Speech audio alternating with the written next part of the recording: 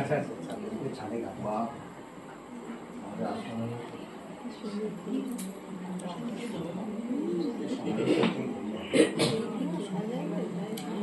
गिरता है ना ऊपर लेके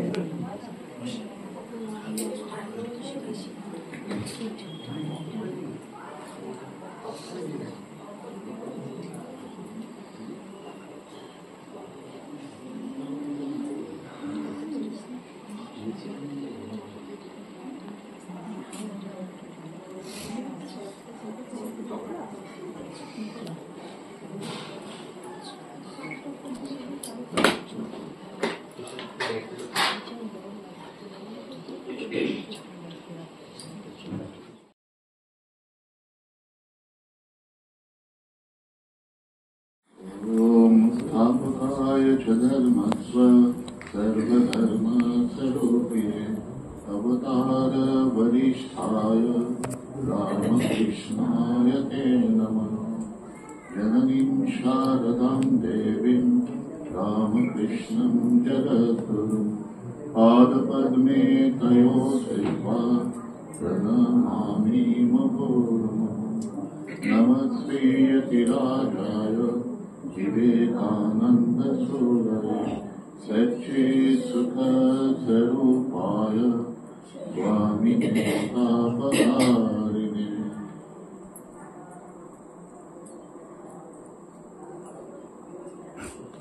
আজকে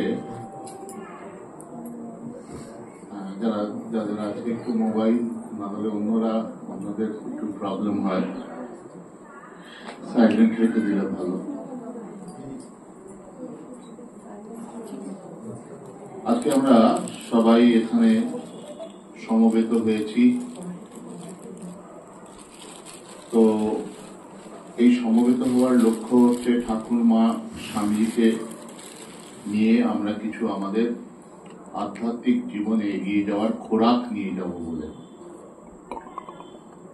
আমরা সবাই ভক্ত হতে চাইছি এবং এই ভক্ত হতে চাওয়ার পেছনে একটি লক্ষ্য আছে। যদি আধ্যাত্মিক জগতের ইতিহাস দেখতে পাওয়া যায় তাহলে দেখা যাবে আধ্যাত্মিক জগতের ইতিহাস কি। মানুষ দেখছে যে তার কাছে একটি দৃশ্যমান জগৎ রয়েছে, সেই দৃশ্যমান জগৎ তাকে কখনো সুখে রাখছে, কখনো তাকে দুঃখে ফেলছে। এই সুখ দুঃখের দোদুল্যমান অবস্থা থেকে মুক্তির জন্য, নিজের পূর্ণতা প্রাপ্তির জন্য আমরা যখন অনেক ঘুরে ঘুরে শেষে ঈশ্বর ইচ্ছায় আমাদের বোধোদয় হয়, তখন আমরা আধ্যাত্মিক জীবনে আস্তে আস্তে এগিয়ে চলি। তাহলে আমরা যদি লক্ষ্য করি আধ্যাত্মিক জগতের ইতিহাস, তাহলে দেখব এই যে তার পূর্ণতা প্রাপ্তির জন্য তার ইচ্ছা বা পূর্ণতা প্রাপ্তির স্ট্রাগল, এই স্ট্রাগলে একা এগিয়ে যাওয়া তার পক্ষে একটু কষ্টসাধ্য হয়। তাই এটা অনুধাবন করে সময়ে সময়ে সেই সচ্চিদানন্দ বিগ্রহ বা ভগবান অবতারণ করেন অবতার হিসাবে, এবং ভারতবর্ষের ইতিহাসে দেখা গেছে যুগে যুগে এই অবতারণ করেছেন। কখনো রাম, কখনো পরশুরাম, কখনো বরাহ, কখনো কৃষ্ণ, কখনো চৈতন্য, কখনো বুদ্ধ, কখনো যিশু, এবং সব দিক থেকে যে সম্পূর্ণ আমরা বলতে পারি অবতার বরিষ্ঠ এবারে শ্রীরামকৃষ্ণ। তাহলে কি প্রবলেমটা কি, হিউম্যান লাইফের প্রবলেমটা কি, কেন আমাদের আধ্যাত্মিক হতে হবে, কেন আমরা সবাই আধ্যাত্মিক জীবনে এগোবো? আমাদের সবার একটা কমন প্রবলেম, সেই কমন প্রবলেম হচ্ছে আমরা জানি, আমরা না জানি, আমরা এই জগৎ দেখে স্যাটিসফ্যাকশন হচ্ছে না আমাদের। আমরা এই জগৎ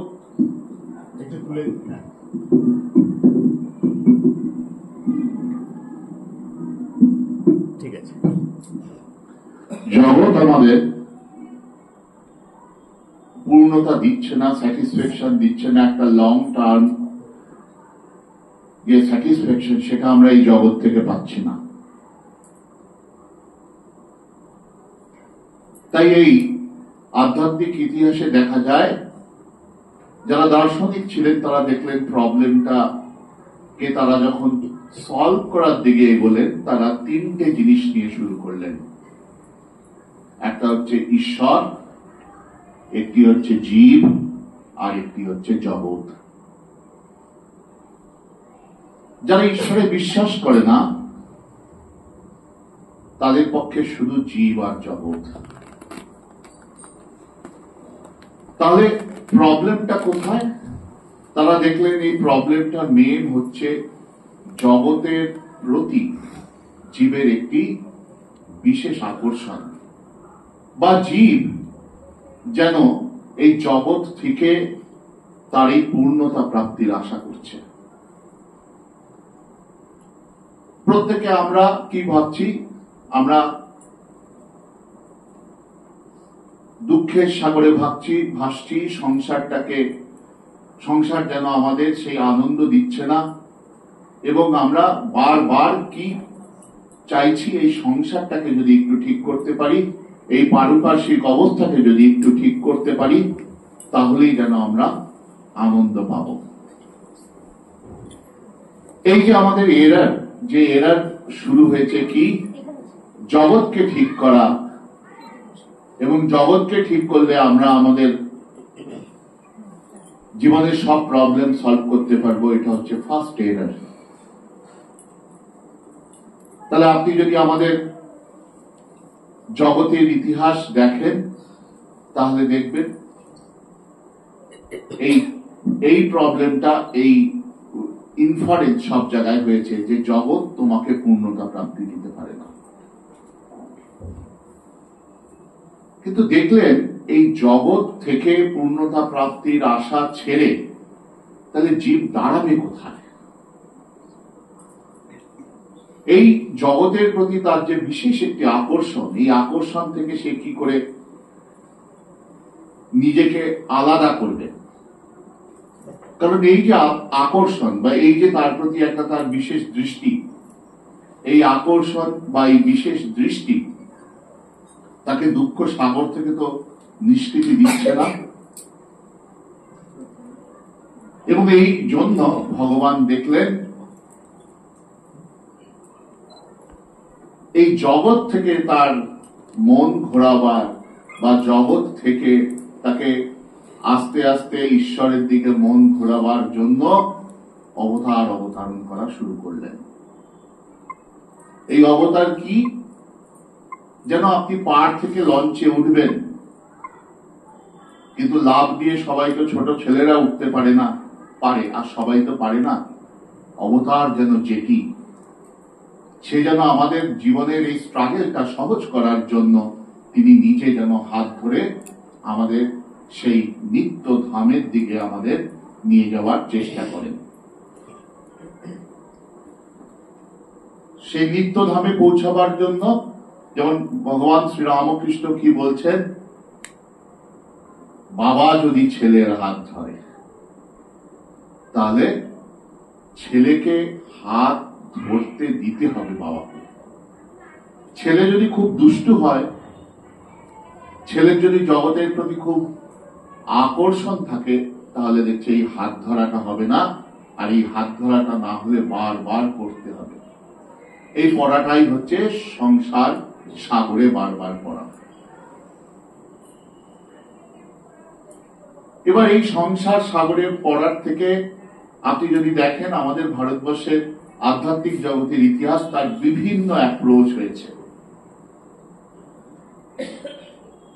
ফার্স্ট অ্যাপ্রোচ কি ছিল? ঋষিদের অ্যাপ্রোচ ছিল কি, এই জগৎ যখন সব প্রবলেমের আকর, এই জগৎকে ত্যাগ করে বনে জঙ্গলে চলো। ভগবান কৃষ্ণ এসে একটা সমন্বয়ের রাস্তা দেখালেন, যে কি করে এই সংসারের মধ্যে থেকে কি করে নিজেকে ওয়েল ট্রেন্ড করে নিজেকে আধ্যাত্মিক বলে বলিয়ান করে এই জগৎকে ফেস করে আমরা প্রকৃত আনন্দের অধিকারী হতে পারি।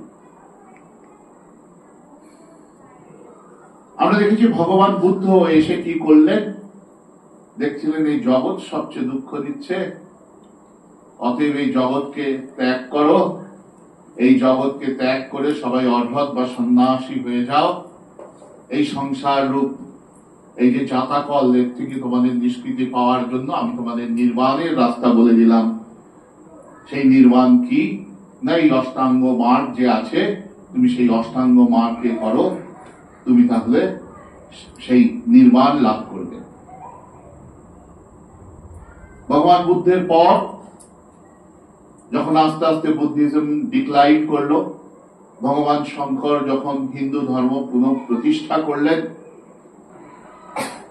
তারপরে আমরা দেখছি চৈতন্য মহাপ্রভু অবতারণ করলেন এবং চৈতন্য মহাপ্রভু কি করলেন, যে আবার যে শঙ্করাচার্য বৈদিক ধর্মকে পুনঃ প্রতিষ্ঠা করেছিল তাকে এম্পাওয়ার করার জন্য তিনি কি করলেন, এই হরিনাম দিলেন। তিনি কি করলেন, তিনি যারা সংসারী ছিল রূপ সনাতন তাদের সংসার থেকে বের করে এনে তাদের সাধু করে দিলেন। আর নিত্যানন্দ মহাপ্রভু যিনি ছিলেন আজন্ম সন্ন্যাসী, তাকে কি বললেন, যাও গিয়ে তুমি গৃহস্থদের গৃহস্থ ধর্ম দেখাও, তাকে গৃহী করে দিলেন। যে নিত্যানন্দ মহাপ্রভু ডাকে চৈতন্যদেব সন্ন্যাস নিয়েছিলেন, যে নিত্যানন্দ মহাপ্রভু ইন্সপায়ার করেছিলেন মহাপ্রভুকে সন্ন্যাসের পথে যেতে, কেন মহাপ্রভু যদি গেরুয়া করে সন্ন্যাস নেয় তাকে প্রণাম করলেই জীবের অশেষ কল্যাণ হবে। সেই চৈতন্য মহাপ্রভু বললেন তুমি যাও, তুমি গিয়ে ওখানে দ্বার গ্রহণ করে কি করে অষ্টায়ম সেবা করে গৃহীরা কি করে আস্তে আস্তে নিজেদের কি করবে, নিজেদের ভগবানের সঙ্গে নিত্য সম্বন্ধ যুক্ত রেখে তারা করতে পারবে আধ্যাত্মিক জীবনের উন্নতি, তা শেখানোর জন্য। আর যারা ত্যাগী ছিল, গোস্বামী ছিল, তাদের বললো তোমরা আর এদের সাথে কোনো সম্বন্ধ রাখবে না, তোমরা ব্রজে চলে যাও। তাই জীব, রূপ সনাতন, জীব, গোপাল ভট্ট, রঘুনাথ দাস এবং রঘুনাথ গোস্বামী পাদ এরা কি করলেন, এরা চলে গেলেন ব্রজে। এই ব্রজে চলে গেলেন, তাহলে হাউস হোল্ডাররা রইলেন বাংলা, উড়িষ্যা, আর ত্যাগীরা চলে গেলেন ব্রজে। সেখানে গিয়ে গৃহস্থদের মধ্যে আর ত্যাগীদের মধ্যে আর কোন সম্বন্ধ রইল না। আস্তে আস্তে আমরা দেখলাম গৌড়ীয় বৈষ্ণব ধর্ম আস্তে আস্তে হীন দশা প্রাপ্ত হল। ঠাকুর এসে এবার একটা ইউনিক মডেল দিলেন। সেই মডেল হচ্ছে এই কি, ত্যাগী আর গৃহী একসাথে পাশাপাশি থাকবে। আগের যে মডেলটা কেন ফেলিওর হলো, যেই গৃহস্থরা আলাদা হয়ে গেল, যেই তাদের কোনো আর আচার্যই রইল না, তাদের পথ দেখাবার কেউ রইল না, আস্তে আস্তে আমরা দেখলাম গৌড়ীয় বৈষ্ণবিজম আস্তে আস্তে তার যে স্পিরিট সেটা হারিয়ে ফেললেন।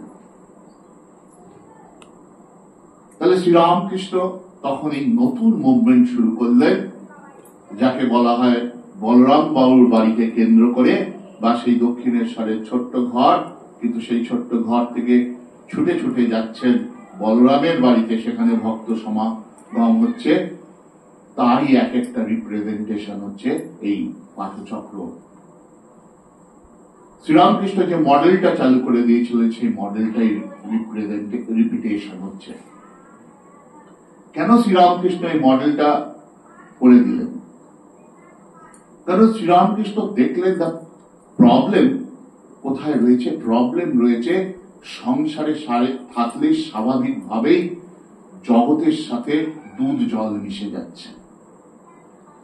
এই দুধ জল মিশে গিয়ে সন্ন্যাস, এই গৃহস্থ জীবন থেকে যে ত্যাগের আদর্শটাকে আস্তে আস্তে ডাইলুট করে ফেলা হচ্ছে। স্বাভাবিকভাবেই যেটা হয়, গৃহস্থ ধর্মে যদি তাদের কোনো গার্ডিয়ান না থাকে, তাহলে বেশিরভাগ ভাবেই দেখা যায় কি, সেই ভোগ সর্বস্ব জীবনের প্রতি সাধারণ মানবের যে ধাবমান মন, তাকে আর সেই দিকে ভোগ থেকে, জগৎ থেকে তাকে ঈশ্বরের দিকে নিয়ে যাওয়া তখন দূর হয়ে যায়। তাই শ্রীরামকৃষ্ণ এই নতুন ভাবনায় একটা আমাদের কাছে দিয়ে গেলেন। শ্রীরামকৃষ্ণ শুধু যে গৃহস্থ ধর্মের প্রতি ইন্সপায়ার করলেন তা নয়, তিনি সন্ন্যাসীদের প্রতি এবং অন্যান্য সমস্ত যারা সাধক সম্প্রদায় তাদের নতুন করে পথের সন্ধান দিলেন, যা সময় উপযোগী, যুগোপযোগী। তাহলে গৃহস্থদের আরেকটা কি উনি বলে গেলেন, যারা সংসারে থেকে রয়েছে, বারবার একটা কথা, নির্জন মাস সাধুসঙ্গ, নির্জন মাস সাধুসঙ্গ। তার মানে নির্জন বাস আর সাধুসঙ্গের পরিপ্রেক্ষিতে আমরা যদি দেখি শ্রীরামকৃষ্ণ কি বলতে চাইছেন। তার মানে আমরা যেটা প্রথমে এই আলোচনার আগে শুরু করেছিলাম, আমাদের প্রবলেম কি, আমরা ঈশ্বরের দিকে মন রাখতে পারছি না। জগৎ আমাদের বারবার মন আকর্ষণ করে ঈশ্বর বিমুখ করে আমাদের সংসারে দুঃখ, দুর্দশা এসব আনার কারণ হচ্ছে। তাকে এই যে বারবার আমাদের সংসার রূপ এই যে সিস্টেম, এর মধ্যে থেকে আমরা মন বারবার ঈশ্বর বিমুখতা হচ্ছে, এই বিমুখতা থেকে আবার ঈশ্বরের দিকে নিয়ে আসার জন্যই নির্জন মাস বা সাধুসঙ্গ বা আজকে এই যে পাঠ বা আলোচনা হচ্ছে তার উদ্দেশ্য। আমাদের উদ্দেশ্য কিন্তু এই নয় যে সংসারে ভালো মতো থেকে ভগবানের দিকে এগিয়ে যাওয়া। শ্রীরামকৃষ্ণ শুধু একটা কথাই বলেছেন, মনুষ্য জীবনের উদ্দেশ্য ঈশ্বর লাভ। গৃহস্থর জন্য আলাদা নয়, সন্ন্যাসীর জন্য আলাদা নয়, গোল সবার একটা, পথ আলাদা। তাও কি 19-20 বলা যেতে পারে। গৃহস্থকে শ্রীরামকৃষ্ণ কি বলছেন, তোমরা মনে ত্যাগ করবে, আর সন্ন্যাসীকে বলছে তোমরা মনে এবং বাইরে উভয় ত্যাগ করবে। তার মানে এই ত্যাগ, এটা হচ্ছে কমন। এবং এই ত্যাগ যে ধর্মের মধ্যে নেই, যে সিস্টেমের মধ্যে নেই, সেখান থেকে আস্তে আস্তে আধ্যাত্মিক স্পিরিট লুপ্ত হয়ে যায়। যদি দেখা যায় ত্যাগ যেন প্রাণ ভোমরা আধ্যাত্মিক জীবনের। এই যে আজকে যে ভক্তরা আজকে এখানে সমবেত হয়েছে, কত ত্যাগ স্বীকার করে সারাদিন বাজার টাজার এই ওই সেগুলো ম্যানেজ করে, রাত্রের এসব ম্যানেজ করে, আপনারা কি অন্যান্য যা কাজকর্ম আছে সেগুলোকেও কিভাবে কি ম্যানেজ করে বাড়িতে অন্যান্য কাজকর্মকে করে এসছেন। এই যে ত্যাগ, এই ত্যাগ শিখার। কারো শরীর খারাপ, কারো কোমরে ব্যথা, কারো হাঁটু ব্যথা, আমি অনেকে জানি এরকম হয়, এই কষ্ট করে অটো টোটো করে আপনারা আজকে এসছেন। তাহলে ত্যাগ হচ্ছে যে কোনো আধ্যাত্মিক জীবনের, এটা হচ্ছে প্রাণ ভোমরা। যদি আমাদের জীবন থেকে ত্যাগটা সরে যায়, তাহলে আস্তে আস্তে আস্তে আস্তে আবার আধ্যাত্মিক জীবনের যে স্পিরিটটা সেটা চলে যায়। নির্জন বাস কি, তাহলে যখন যে ত্যাগ করছে সেই ত্যাগটা কি করে করবেন, সে বলছেন সংসারে থাকো কিন্তু নিজেকে অকর্তা ভেবে।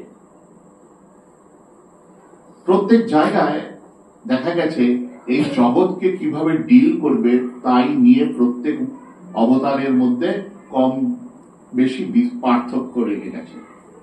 ভগবান বুদ্ধ যেমন সংসারের এই হোল সিস্টেমটা, যেটাকে আমরা বলি ধর্ম, অর্থ, কাম, সেই তিনটাকে বাদ দিয়ে শুধু মোক্ষ তাকে রেখে দিয়েছিলেন।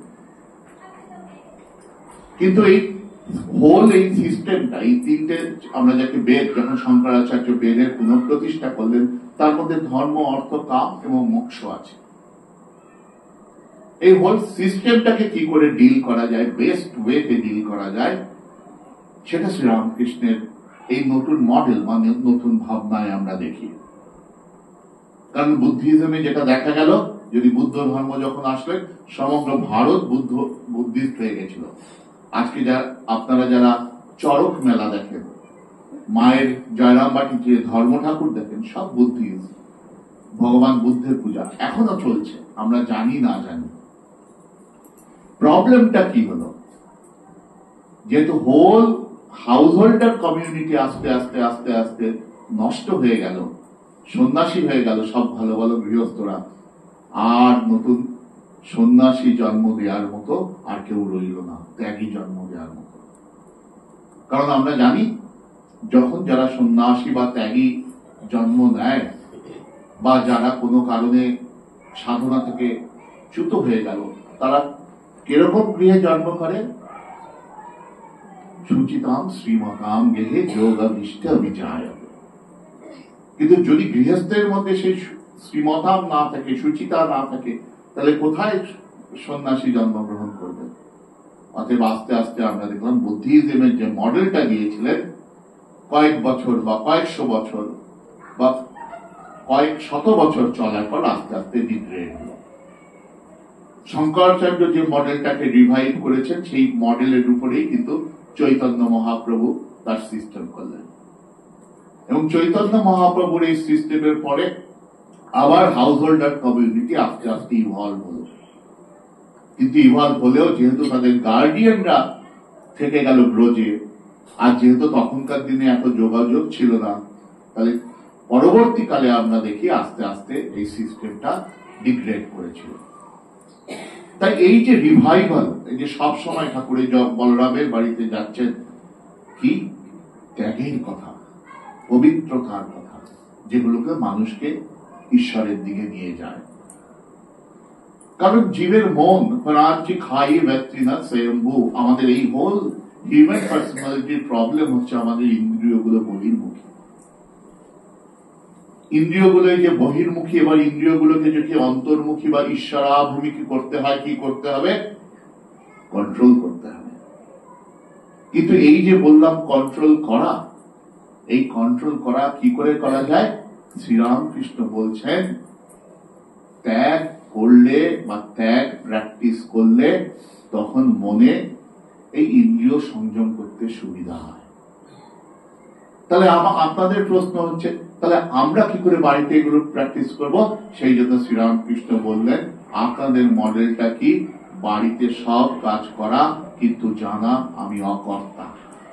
বা শ্রীরামকৃষ্ণ কি বললেন? যেন এটা ঈশ্বরের সংসার, আমার সংসার না। এই যে পরিবার আদি, পুত্র সন্তান আদি এরা আছে, এরা কারা? এরা আবার কেউ নয়। এরা কারা? এরা ঠাকুরের। তাহলে আমি এখানে কেন এসছি?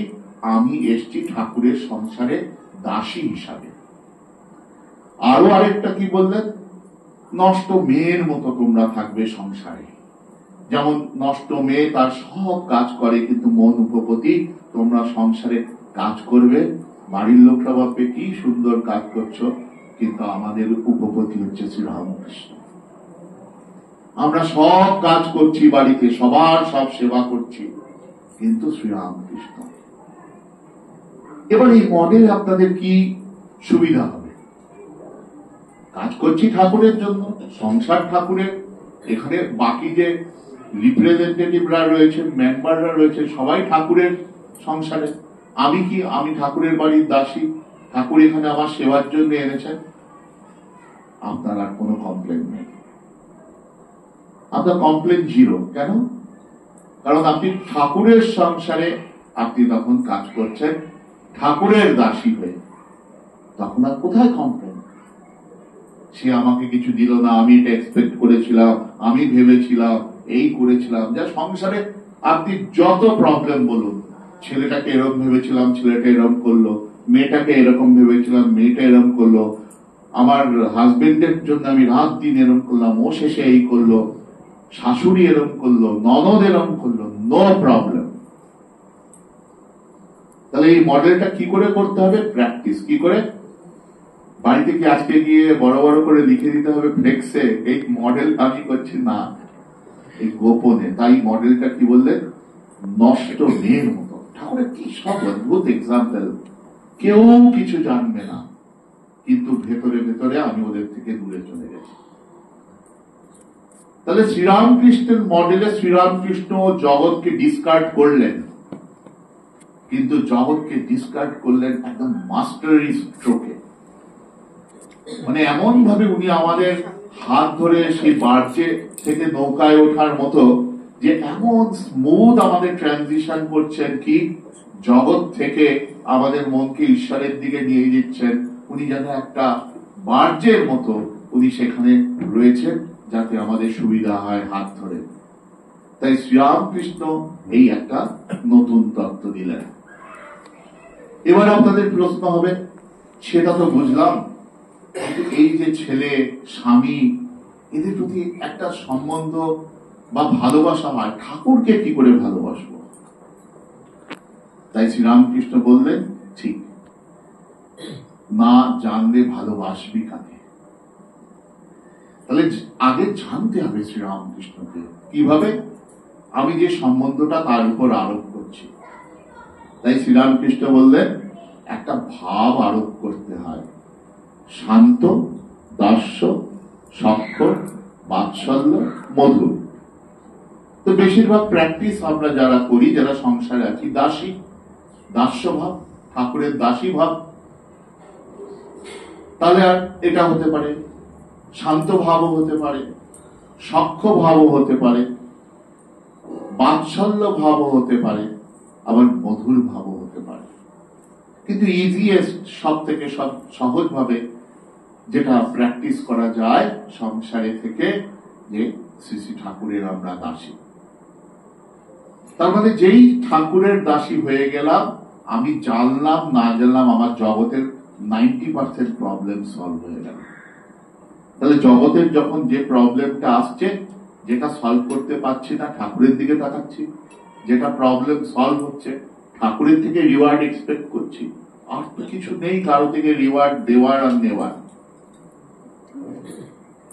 তাহলে এই যে ভাবনাটা, এটা তখনই আমরা আস্তে আস্তে করব যখন এই ভাবটাকে আমরা রেগুলার কি করব, আমরা নিজেদের দৈনন্দিন জীবনে এটা অনুশীলন করতে পারব। দৈনন্দিন জীবনের অনুশীলন মানে প্র্যাকটিস, প্র্যাকটিস, প্র্যাকটিস, অভ্যাস, অভ্যাস, অভ্যাস। অভ্যাসেন তু কৌন্তেয় বৈরাগ্যেন গৃহ্যতে। গীতায় এটা বলছেন, অভ্যাস করো উইথ বৈরাগ্য। তাহলে আপনি বাড়িতে কি অভ্যাস করবেন? আপনি বাড়িতে প্র্যাকটিস করবেন যে শ্রীরামকৃষ্ণই আমার সব, আর কি বৈরাগ্য, এরা আমার কেউ নয়। কেন? এরা আজ আছে কাল নেই। সদসদ বিচার। কি বিচার? ছেলে আজ আছে, কাল আমেরিকায়, আজ এখানে, মেয়ে কালকে ব্যাঙ্গালোরে। সেটা কি শুধু আমার যাবে হবে তবে না, সবার এরকম দেখছি। মেয়ের বিয়ে হয়ে গেল, মেয়েকে ফোন করছে, হাজবেন্ডের শরীর খারাপ, মেয়ে আর আসতে পারছে না। ছেলেকে ফোন করছে, ছেলে ফরেন ট্রিপে, বা বৌমার শাশুড়ির প্রতি অতি ভালোবাসার জন্য আসতে দিচ্ছে না। এই যে যত রকমের প্রবলেম আছে আমাদের, অর্থনৈতিক প্রবলেম, ফাইন্যান্সিয়াল অবস্থা ভালো না, ঠাকুর যেরকম দেখেছে। আমার কমপ্লেন নেই, কিন্তু পাশের কারো যদি কমপ্লেন থাকে, তাহলে আমার কিছু নেই, প্রভু ওনাকে শান্তি দাও। এই তাহলে এই যে একটা মডেল নিয়ে আসলো, এটার জন্য আমাদের কি অনুশীলন করতে হবে? এই দাস্য ভাব। কি দাস্য ভাব? যে এই ঠাকুর, তার সংসারে আমি রয়েছি, আর আমি অহর্নিশ ঠাকুরের তাকে স্যাটিসফাই করার জন্য করছি। তাহলে তখন বাকি লোকদের প্রতি আবার কি হবে? তাদের প্রতিও সেবা ভাব। কি সেবা? কোনো কামনা আছে? কোনো কামনা নেই। আমি তো ঠাকুর, আমাকে তো স্যালারি ট্যালারি যা দেওয়ার ঠাকুর দেবেন, তো এখন দেবেন নাহলে পরে দেবেন, তিনি জানেন। তাহলে আমার তো কোনো কমপ্লেন নেই। তাহলে আমাকে কি করতে হবে? ঠাকুর ভালো রিওয়ার্ড দেবে বলে তার সংসারে আমি দারুণ করছি, সেবা করছি, সবাই স্যাটিসফাইড। একটা বাংলা সিনেমা ছিল বাবুর্চি না কি, সে নিষ্কাম কর্মের মতো। দেখো, রবি ঘোষ ছিল, হিন্দিতে গল্প হলো সত্যি। হ্যাঁ, ভাবো, দেখুন ওর মধ্যে নিষ্কাম কর্ম রয়েছে, কনসেন্ট্রেশন রয়েছে, তারপর উপস্থিত বুদ্ধি রয়েছে, কিরকম গোছানো মন, সব কিছু দেখুন ওই মুভি হলে ওর মধ্যে কি অদ্ভুত ভাবে নিষ্কাম কর্মের উপদেশ দেওয়া রয়েছে। তাহলে আমরা যখন সংসারে করছি, এই শাস্ত্রে বড় বড় কথা আছে, ঠাকুরের মডেলটা যদি আমরা দেখি সব কিছু ওর মধ্যে রয়েছে।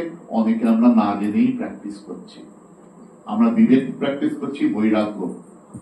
ঠাকুরের কাছে আসার আগে অব্দি হাজবেন্ড কিছু বললে, স্ত্রী কিছু বললে চোখ দিয়ে জল পড়ে যেত, ছেলে কিছু বললে, মেয়ে কিছু বললে, পরিবারের অন্য লোকরা, এখন আর কিচ্ছু বেরোয় না, শুধু মুচকি হেসে দিই, ঠাকুর তুমি লীলা করছো।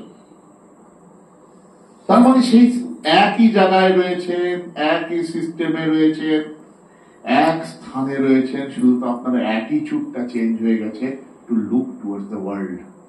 জগৎকে দেখার ভঙ্গিটা পুরো পাল্টে ফেলেছেন, আর কিচ্ছু পাল্টাতে হয়নি। কাল বৃন্দাবন যাব, পরশু কাশী যাব, কেদারনাথে যাব, ভক্তে দেব, আর কিচ্ছু দরকার নেই। কি ভেতর ভেতর ভেতর ভেতর থেকে আপনি একদম নিজেকে আলাদা করে ফেলেছেন। এবং এটাই হচ্ছে হোল আমাদের মডেল। তার জন্যই জপ ধ্যান করা, তার জন্যই সাধন ভজন করা, তার জন্যই তীর্থযাত্রা করা, যে কি আমার প্রভুকে নিয়ে আমি আনন্দ, তীর্থে যাচ্ছি ভগবানকে নিয়ে আনন্দ, তাকে যাতে বেশি করে মনে পড়ে সেই জন্য যাচ্ছি। তাহলে এই ঠাকুরের এই নতুন সিস্টেমের জন্য যেটুকু আমাদের দরকার সেটুকু হচ্ছে সিনসিয়ারিটি। শ্রীরামকৃষ্ণ বলছেন আন্তরিকতার ব্যাকুলতা ছাড়া কিছু হয় না। ঠাকুর এক জায়গায় বলছেন, দেখো যদি একটু ভগবানের রুচি হয়, নামে রুচি থাকে, তাহলেও হয়ে যায়। এই যে গুরু মন্ত্র দিয়েছেন, গুরু আমাদের কৃপা করেছেন, সেই তাতে যদি একটু রুচি থাকে তাহলে কি হবে, ওতেই আস্তে আস্তে আস্তে আস্তে আস্তে আস্তে আস্তে আস্তে আমরা যেটা অভ্যাস করছি, যে বাড়িতে কর্তী হয়েও আমি কি ভগবানের দাসী হয়ে রয়েছি, সবার সাথে সব সম্বন্ধ রয়েছে, কিন্তু কেউ জানতেও পারছে না যে কি সে অন্যের হয়ে গেছে। শ্রীরামকৃষ্ণ নিজে এটা প্র্যাকটিস করেছেন। তারপর শ্রীরামকৃষ্ণ ওতে ক্ষান্ত হলেন না, বলেন আমার মধ্যে বেশি ত্যাগের ভাবটা আছে, সংসারে যারা রয়েছে এরা মোটিভেটেড হবে না, কি করা যায় কি করা যায়। আচ্ছা শ্রীমা, আচ্ছা শ্রীমাকে নিয়ে আসলেন, আচ্ছা তুমি সংসারে থাকো, তোমাকে এইটা থাকতে হবে, তুমি কামার পুকুর ছাড়লে চলবে না। দেখুন ভেতরে ভেতরে কি আছে, আপনাদের জন্য একটা আইডিয়াল মডেল তৈরি করছেন। না এতেও তো ঠিক হলো না, একটা ছেলে মেয়ে হলে ভালো হতো। আচ্ছা রাধু, আবার রাধুকে শুধু যে সে হলে হবে না, যোগ মায়াকে অ্যাসাইনমেন্ট দিলেন, তুমি এসো, এমনি না। যোগ মায়াকে অ্যাসাইনমেন্ট দিচ্ছেন মাকে বাঁধার জন্য। কি বাঁধবে, কাকে বাঁধবে, কেন? আপনাদের জন্য। এই সংসারে থেকে বলছে তিনটে ভাই, একেবারে এক একজন এক এক রকম, টাকা টাকা টাকা টাকা, সারাক্ষণ টাকা টাকা করছে, আর ওর মধ্যে মার লক্ষ্য জব হয়ে যাচ্ছে। তাহলে শ্রীরামকৃষ্ণ আমাদের কাছে সর্বোত্তম যেটা গিফট দিয়েছেন শ্রী শ্রী মা। এই যে শ্রী শ্রী মায়ের জীবন, সেই জীবনটা দেখে আমরা ইন্সপায়ার হওয়া। শ্রী শ্রী মা যেন কত সেই রাধুতে মন, সেই এনভায়রনমেন্ট, অন্য লোকেরা রয়েছে, কিন্তু সেই কি যেই মুহূর্ত আসলো ডিসকানেক্ট। কেন শ্রীমা সংসারে রইলেন? কারণ ঠাকুর এইটা চেয়েছিলেন যাতে আপনারা ইন্সপায়ার্ড হন, এরকম জীবন সম্ভব। এদিকে সন্ন্যাসী ছেলেরা রয়েছে, এদিকে গৃহস্থ রয়েছে, এদিকে ডাকাত রয়েছে, এদিকে কুলি রয়েছে, সব ধরনের মানুষকে নিয়ে। তাহলে বাড়িতেও যখন আসবে তখন আর আপনার, যখন আপনি এই মডেলে চলছেন তখন আর আপনার অত ভাবনা নেই। কি ভাবনা নেই? এত হিসেব করে পা ফেলতে হবে। আপনি দেখবেন হিসেবে পা পড়ে যাচ্ছে। কারো প্রতি কোনো, যখন আপনার এক্সপেকটেশন থাকবে না তখন আপনার কথাবার্তা এমন হয়ে যাবে 99% প্রবলেম, কারণ আপনি আর হার্ট কাউকে করছেনই না। কারণ বেশিরভাগ আমরা অন্যকে আঘাত করে থাকি কি, আমার নিজের বাসনা পূর্ণ না হলে অন্যকে আঘাত করে কথা বলি। কিন্তু যখন আমার কোনো এক্সপেকটেশনই নেই কারো থেকে সংসারে, একমাত্র এক্সপেকটেশন, যা চোখের জল ফেলা, যা হাসি, যা কান্না, ঠাকুরের কাছে। মায়ের জীবন দেখুন, ঠাকুরকে সব কিছু একদম ওইভাবে তিনি কি করছেন, ডিল করছেন, যে শুধু ঠাকুর। তাহলে মা যেন আমাদের ওটা আচরণ করে দেখিয়ে গেলেন। ঠাকুর তাহলে সিস্টেমটা দিলেন, মডেলটা দিলেন, আর মা তাকে আচরণ করে দেখিয়ে দিলেন কিভাবে করতে হবে। এ ছাড়া অন্য কোনো পথ নেই। আর যেটা দরকার সেটা হচ্ছে আমাদের আন্তরিকতা। যদি আমাদের আন্তরিকতা থাকে ঠিক ঠিক, তাহলে আমরা আস্তে আস্তে এই যে শ্রীরামকৃষ্ণ দেখানো এই পথে সংসারে থেকে আমরা কি ভক্ত হয়ে আনন্দ সাগরে আমরা কি করব, থাকবো। আমাদের জাগতিক দুঃখ থাকতে পারে, কিন্তু আমাদের অন্তরে মা যেমন বলছেন, আনন্দের পূর্ণ ঘট বসিয়ে দিয়ে গেছিলেন ঠাকুর। সেই পূর্ণ ঘট আর কিছুই নয়, সংসারের প্রতি আর আমার কোনো এক্সপেকটেশন নেই। তারপর আজকে তাহলে আমাদের এই আলোচনা এখানেই শেষ হলো। আপনাদের যদি কোনো প্রশ্ন কিছু থাকে করতে পারেন। আর আমি একটু ছোট্ট করে আমি দক্ষিণেশ্বর রামকৃষ্ণ মঠ সম্পর্কে আপনাদের জানাতে চাই। কারণ দক্ষিণেশ্বর জায়গাটি আপনি জানেন, শ্রীরামকৃষ্ণ 1855 সালে ফলহারিণী পুজোর আগের দিন এই দক্ষিণেশ্বরে শুভ পদার্পণ করেছিলেন। এই দক্ষিণেশ্বরে পদার্পণ করার পর শ্রীরামকৃষ্ণ দীর্ঘ 30 বছর দক্ষিণেশ্বরে অতিবাহিত করেছেন। এটাও একটা ইউনিক, দক্ষিণেশ্বরে শ্রীরামকৃষ্ণ 30 বছর অতিবাহিত করা। কারণ পূর্বে আমরা যে অবতারদের দেখি, কোন অবতার এক জায়গায় এতদিন বাস করেননি। আমরা যদি ভগবান কৃষ্ণের কথা দেখি, ভগবান কৃষ্ণ কত ঘুরে বেড়াচ্ছেন সারা ভারতবর্ষ। রামচন্দ্র তো সেই অযোধ্যা থেকে শ্রীলঙ্কা পর্যন্ত মুভ করে গেলেন। ভগবান বুদ্ধ আমরা দেখছি ওদিকে গয়া, ওদিকে বারাণসী, বৈশালী, সব জায়গায় বুদ্ধ সার্কিট হয়েছে, ঘুরে বেড়াচ্ছে। আর আমাদের প্রাণের ঠাকুর তিনি কিন্তু ওই দক্ষিণেশ্বরের ওই কয়েক একর জায়গার মধ্যে ছিলেন। তবে শ্রীরামকৃষ্ণ দক্ষিণেশ্বরের এই যে মহাতীর্থ রূপে আজ আত্মপ্রকাশ করেছে, যে ভাবনাটা আমাদের বেশিরভাগ ভক্তের মধ্যে নেই, তার একটি কারণ হলো আমরা ঠিক জানি না ওখানে কি হয়েছিল। যদি ব্রিফলি বলা যায়, ভগবান বুদ্ধের বুদ্ধগয়া, ভগবান বুদ্ধের বৈশালী, ভগবান বুদ্ধের সারানাথ, এগুলোকে যদি একসাথে কম্প্যাক্ট করে রাখা যায় তাহলে দক্ষিণেশ্বর এক। যদি বলা যায় ভগবান কৃষ্ণের সব লীলা এক জায়গায় যদি নিয়ে আসা যায় কোন স্থান, সেটা হচ্ছে দক্ষিণেশ্বর। চৈতন্য মহাপ্রভুর বৃন্দাবন দাক্ষিণাত্য ভ্রমণ আমরা জানি অনেক সময় অতিবাহিত হয়েছে। তারপর আমরা দেখছি বেশিরভাগ সময় উনি কাটালেন গম্ভীরায়, কিন্তু গম্ভীরায় উনি গম্ভীর হয়ে রইলেন, খুব একটা ইন্টারাকশন করেননি কারোর সাথে। মানে নবদ্বীপ, তারপর এই গম্ভীরায় উনি গম্ভীর হয়ে গেলেন। কিন্তু দক্ষিণেশ্বরে শ্রীরামকৃষ্ণ 1855 সাল থেকে আমরা যদি দেখি, সেখানে সাধনা করলেন, অদ্ভুত সাধনা, যা জগতের ইতিহাসে আর কেউ দেখেনি। সেই সাধনায় সিদ্ধি লাভ করলেন।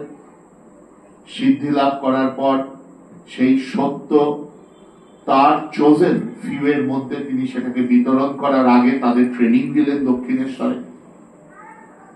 নরেন আদিকে একজন ভিক্ষে করতে পাঠালেন। তারপর শ্রী শ্রী মাকে ওইখানে ট্রেন করলেন। তারপর শ্রী শ্রী মা যখন পরীক্ষায় পাশ করলো, ষোড়শী পুজোর মাধ্যমে তাকে সার্টিফিকেশন করে দিয়ে গেল। এই যে আমরা দেখি হোল মুভমেন্টটা এক জায়গায় হয়েছে। এবং আরো একটা অদ্ভুত, আমি ভক্তদের অনেক সময় বলি, আপনারা শুনেছেন যে এতদিন হয়ে গেল সারা পৃথিবীতে এখানেও ঠাকুর বসেছেন, কিন্তু দক্ষিণেশ্বরে এতদিন ঠাকুরের মন্দির ছিল না। ঠাকুরের ওই ছোট্ট ঘরে ওখানে ঠাকুর বসে আছেন, ভক্তদেরও এখন প্রবেশ করতে দেওয়া হয় না। তাই যেন যেমন ভক্তের ভগবান তো আমরা বলি, তার প্রার্থনাতে যেন দক্ষিণেশ্বরে রামকৃষ্ণ মঠের আত্মপ্রকাশ। ঠাকুর যখন চলে গেলেন বললেন, নরেন তুই যেখানে নিয়ে গিয়ে বসাবি আমি সেখানে বসবো। আর স্বামী বিবেকানন্দ বলে গেলেন রামকৃষ্ণ মঠ হচ্ছে শ্রী রামকৃষ্ণের স্থূল শরীর। তাহলে রামকৃষ্ণ মঠের আত্মপ্রকাশ পাশ দক্ষিণেশ্বরে যেন সেই 1885 সালে যখন কলকাতার চিকিৎসার জন্য কলকাতায় চলে গেছিলেন আমাদের ঠাকুর, আর এই 2023-এ রামকৃষ্ণ মঠের আত্মপ্রকাশের মাধ্যমে শ্রী রামকৃষ্ণের পুনরাগমন হলো যেন দক্ষিণেশ্বর। আর ওখানে এখন শ্রী শ্রী মন্দির হচ্ছে। আজকেও আমি এক ভক্ত মাকে বলছিলাম, দেখুন আজ 10,000 বছর পর রামের মন্দির নিয়ে কি উন্মাদনা, কিন্তু দক্ষিণেশ্বরে এতই ঠাকুরের গুপ্ত লীলা, ঠাকুর যেন সবাইকে জানতে যেতে চান না যে ওইখানে ঠাকুরের প্রথম শ্রীমন্দির হচ্ছে। খুব অল্প সংখ্যক ভক্তই জানে। এখনো বেলুর মঠে গেলে যারা একটু পুরনো ভক্ত তারা আগে যায় ওল্ড শাইনে, ওই পুরনো মন্দির, ওইখানে ঠাকুর মা স্বামীজি সবাই এসেছিলেন, এটাই প্রথম মন্দির। তারপর তো যে শ্রীমন্দির আপনারা দেখছেন। তাই যতদিন মানব সভ্যতা থাকবে, যেমন মানুষ দক্ষিণেশ্বরের কথা বলবে, একটি মানুষ যে ধর্ম নিয়ে আলোচনা করবে শ্রীরামকৃষ্ণের কথা আসবে, তার কাছে আসবে দক্ষিণেশ্বরের কথা, তার কাছে আসবে ঠাকুরের প্রথম এই শ্রীমন্দির। হয়তো আরো বড় বড় মন্দির হবে, আরো বড় বড় আশ্রমের আকার বৃদ্ধি হবে, কিন্তু এই যে ঠাকুরের প্রথম শ্রীমন্দির হচ্ছে, এই আনন্দের খবর আমি তাই আপনাদের কাছে শেয়ার করলাম। মহাপুরুষ মহারাজ বলছেন দক্ষিণেশ্বর মহাতীর্থ, এক সময় এখানকার মাটি ধূলিকণা নিয়ে লোকে মারপিট করবে, কিন্তু আপনারা যারা এই সময়ের পরিপ্রেক্ষিতে এখন জগতে রয়েছেন, কিন্তু এরকম একটা হিস্টোরিক্যাল ইভেন্ট আপনাদের চোখের সামনে সংঘটিত হয়ে যাবে, আপনারা জানতেও পারবেন না, সেটা যেমন কাম্য নয়। এবং দক্ষিণেশ্বরে থেকে সাধন ভজন করা যেন আপনাদের প্রত্যেকের একটা জীবনের উদ্দেশ্য হয়। কারণ অনেক সময় আমরা ভক্তরা দেখছি পুরী ধামে যাচ্ছেন, বৃন্দাবন ধামে যাচ্ছেন, কাশী ধামে যাচ্ছেন, কিন্তু খুব কম ভক্ত দেখি আছেন যারা কি যে তারা ভাবেন যে দক্ষিণেশ্বরে কোথাও একটা, যেখানে একটা সময় সুযোগ পাই। আমাদের সাধুরা বলতেন আমরা এসে এরকমও হয়েছে দক্ষিণেশ্বরে থাকবো, কোনো জায়গা নেই, দেখছি একটা ফ্ল্যাট বাড়ি তৈরি হচ্ছে, ওর মধ্যে এই উত্তরীয় পেতে শুয়ে পড়েছি, ঠাকুরের দক্ষিণেশ্বরে একটু থেকে জপ ধ্যান করবো। কিন্তু আপনাদের যদি সবসময় মনে হয় সবকিছু তৈরি হবে, ভালো ভালো বড় বড় গেস্ট হাউস হবে, ভালো ভালো তবে আমরা যাব, তবে আমরা করব, তাহলে কিন্তু সেই আন্তরিকতা যদি না থাকে তাহলে কিন্তু ঠাকুর বুঝবে। ঠাকুর বলছেন না, ছেলেকেও খাটতে হয় মায়ের দুধের জন্য, তবে মা দুধ দেয়। আমাদের ঠাকুর তো অবলীলায় দিচ্ছে, তাও আমরা গ্রহণ করছি না। তাই এই ভাবনাগুলো সামনে রাখা যে মহাতীর্থ বেলুর মঠ, এই দক্ষিণেশ্বর রয়েছেন, এই দক্ষিণেশ্বরে ঠাকুর এসছেন, ঠাকুরের গুরুরা এসছেন, ঠাকুরের মা ছিলেন, মায়ের বাবা এসছিলেন মাকে পৌঁছে দিতে, শ্রী শ্রী মায়ের তপস্যা স্থান দক্ষিণেশ্বর। মায়ের যদি তপস্যা বলেন সেই নহবতের এই ছোট্ট ঘরে যেখানে আমাদের জগৎজননী তপস্যা করেছেন। যদি কারো মনে হয় যে সাধন করতে যাব, তাহলে এর মধ্যে তো বড় পুণ্য স্থান নেই, যেখানে যে কোনায় পেলেন। অনেকে আবার আমাকে বলেন মহারাজ পঞ্চবটি বন্ধ, এই বন্ধ, ওই বন্ধ। ঠাকুর এখন শ্রীমন্দির করে দিয়েছে, ওখানে নিজের মতো জপ ধ্যান করলেন। আর দক্ষিণেশ্বরের প্রত্যেকটা ধূলিকণা শ্রীরামকৃষ্ণের পাদপদ্মে চুম্বন করেছে, সেগুলো ধন্য হয়েছে।